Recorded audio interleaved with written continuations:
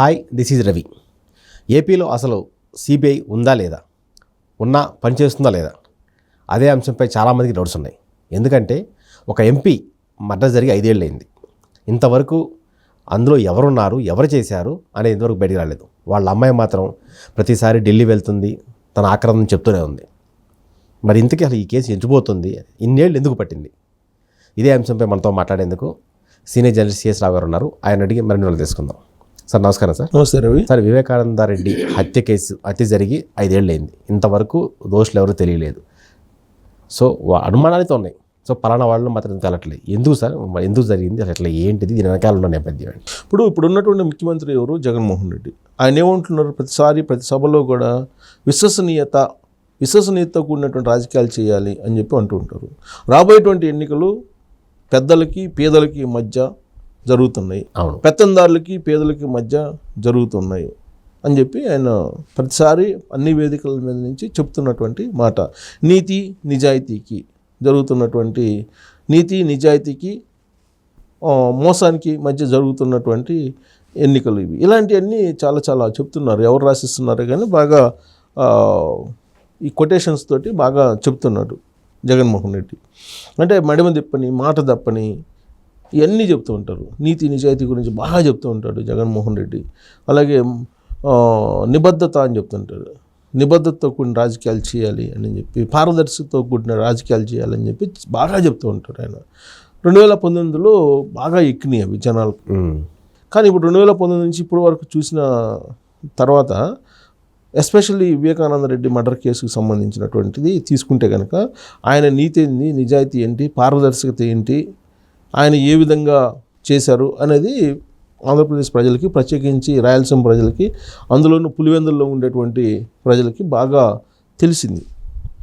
Vivekananda Reddy murder case ఎన్ని మలుపులు తిరిగిందో, అసలు ఊహించినటువంటి మలుపులు, ఎవరు ఊహించినటువంటి మలుపులు, అనూహ్యమైన విధంగా మలుపులు తిరిగిన దృష్టాంతాలను మనం చూసాం. అసలు ఎప్పుడైనా సరే, ఏ రాష్ట్రంలో అయినా సరే, విచారణకు వచ్చినటువంటి సిబిఐ అధికారిని అరెస్ట్ చేసినటువంటి దాఖలాలు, కేసులు పెట్టినటువంటి దాఖలాలు ఉన్నాయా అంటే ఆంధ్రప్రదేశ్లోనే ఉన్నాయి. అది కూడా జగన్మోహన్ రెడ్డి హయాంలోనే ఉన్నాయి. అక్కడికి వచ్చినటువంటి రామ్ సింగ్ మీద, విచారణ చేయడానికి వచ్చినట్టు రామ్ సింగ్ మీద కడప పోలీసులు చేత కేసు పెట్టించి ఆయన మీదనే విచారణకి ఆదేశించడం అనేది ఒక పెద్ద ట్విస్ట్ ఆ వివేకానంద రెడ్డి మర్డర్ కేసులో.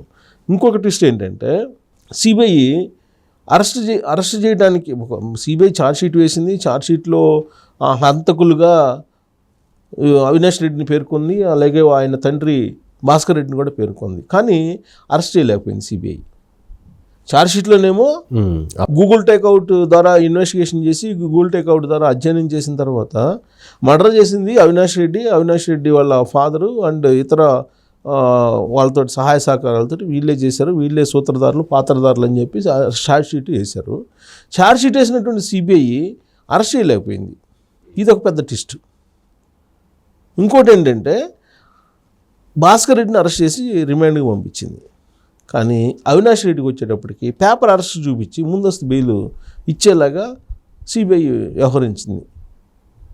ఇది సిబిఐ యొక్క ప్రతిష్టకి, సిబిఐ యొక్క విలువకి ఎంత ఉంది అని చెప్పి మనం ఈ ఇన్సిడెంట్ని మనం ఉదాహరణగా తీసుకోవచ్చు. గతంలో ఎప్పుడు కూడా సిబిఐ వస్తుందనంటే, సిబిఐ ఎంక్వైరీ అంటే అత్యున్నతమైనటువంటి ఎంక్వైరీ కింద భావిస్తుంటారు.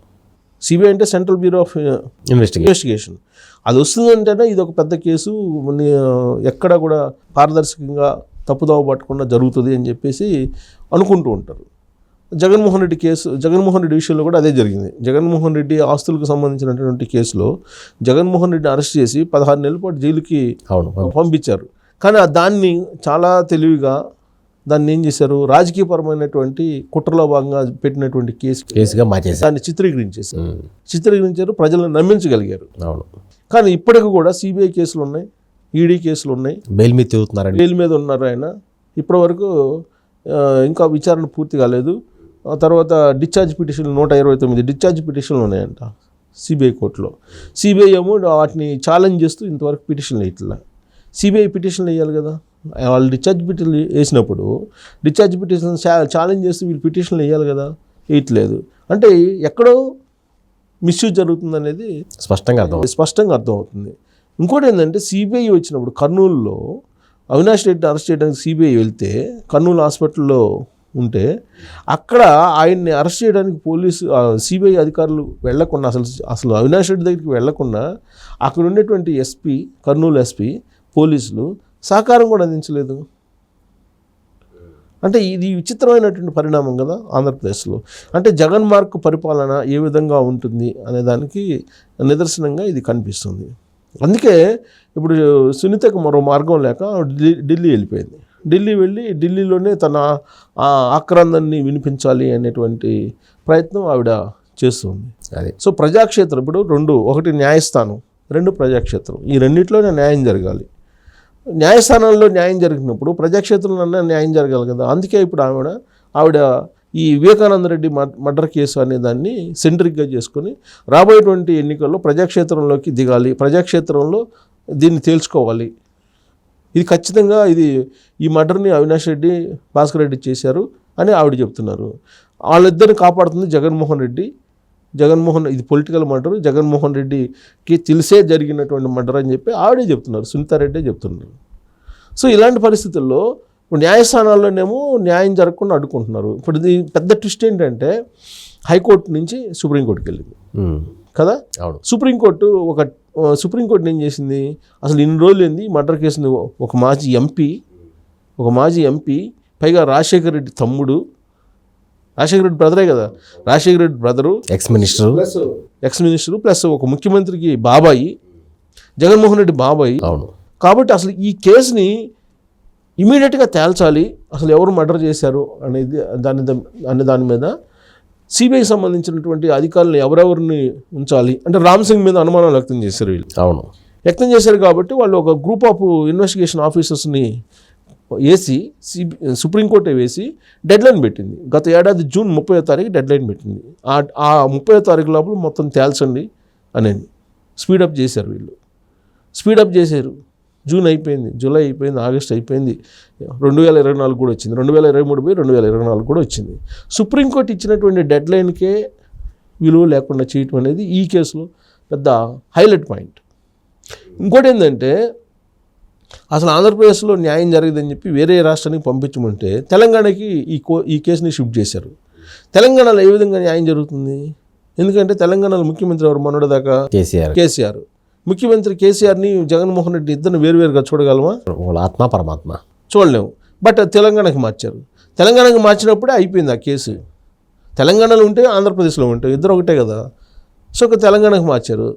తెలంగాణలో కాకుండా వేరే రాష్ట్రానికి ఏదన్నా ఉత్తరప్రదేశ్ అలాంటి వాటికి వేస్తే దానికి న్యాయం జరుగుతుంది. కానీ ఇక్కడ వేసినప్పుడు దానికి న్యాయం ఆంధ్రప్రదేశ్లో అయితే ఇక్కడైతే ఎక్కడైనా ఒకటే. ఇక్కడ మార్చారు. సరే, ఇక్కడ మార్చిన తర్వాత జరిగినటువంటి ఇన్వెస్టిగేషను దాని పరిణామాలను కనుక మనం చూస్తే ఎంత ఆ కేసుని అడ్డుకుంటున్నారనేది అర్థమవుతుంది. ఇన్ని మలుపులు తిరిగి ఇప్పటికైనా అది తేలుస్తారా? సుప్రీంకోర్టు అత్యున్నత న్యాయస్థానం సుప్రీంకోర్టు డెడ్లైన్ పెట్టి విచారణ అధికారులను వేసి దాన్ని తేల్చండి అని చెప్పినా కానీ ఇంతవరకు తేల్చలేదు. అంటే దాని వెనుకున్నటువంటి అదృశ్య శక్తులు ఎంత బలమైనటువంటి వాళ్ళు అయి ఉండాలి. ఖచ్చితంగా బలమైన వాళ్ళు అయి ఉండాలి కదా. సో అందుకే ఇన్ని మలుపులు తిరుగుతుంది. అందుకే ఇప్పుడు అయిపోయింది, ఒక అంకం అయిపోయింది. న్యాయస్థానాల్లో పోరాటం చెయ్యలేము అనేది అర్థమైపోయింది సునీతారెడ్డికి. నెక్స్ట్ ప్రజాక్షేత్రంలో తేల్చుకోవాలి. అంతిమంగా ప్రజాక్షేత్రమే కదా, ప్రజాక్షేత్రంలో తేల్చుకోవాలని చెప్పేసి ఆవిడ రాజకీయాల్లోకి రావడానికి సిద్ధపడ్డారు.